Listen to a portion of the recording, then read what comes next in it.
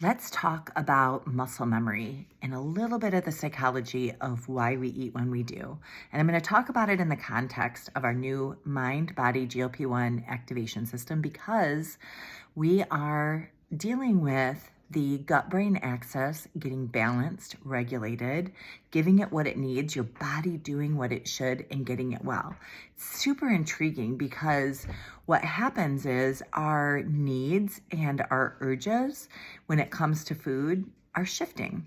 And so I want to start with sharing with you a story of one of my dear friends who was a addicted smoker when she started NRF2 activation, because this is going to tie in a little bit.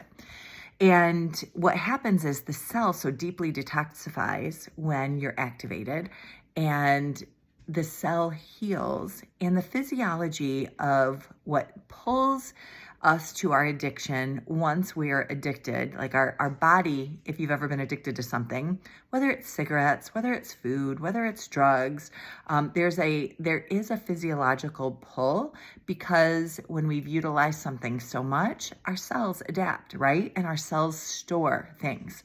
Well, when you are deeply detoxifying the cell and healing the cell, it does have a profound effect on addiction. And I'll never forget, my friend reached out to me and said, I have emotional triggers for when I smoke. And there's things that happen in my day where I will just need a cigarette. And once she was activated on Protandim NRF2, it stopped happening. And she would catch herself. She would go to have a cigarette, and because everything had gone throughout her day that would lead up to that, and her muscle memory and her habits would say, I need a cigarette right now. And then it wouldn't taste good and she wouldn't want it. And you'll see your body kind of shift before your muscle memory, because our muscle memory is in tune with our habits, right? So we're seeing a little bit of the same thing happen right now with mind body, because depending on where you are in your journey, depending on what your levels of depletion were when you started, because everyone's timing is different. But what is happening, or what will happen if it hasn't happened yet for you, is that you stay fuller longer. And there's times that food doesn't sound that good because you don't need to eat. You do and will get hungry when your body needs it. And that's how we're very different from our pharmaceutical comparisons. But what I'm seeing and what I'm hearing from people is, for instance, I just talked with someone today who said, it was lunchtime, I was at work, everybody was going to eat, it's the time that I would normally eat, and I just wasn't hungry. But I felt like I should go, and I'm used to getting that $5 special that they have for lunch. And so I did, and I ate. And there's that battle, like inside his body was not telling him that he needed to eat. Inside his body wasn't even telling him that he wanted to eat. But there's the habitual, there's the social, there's the obligatory.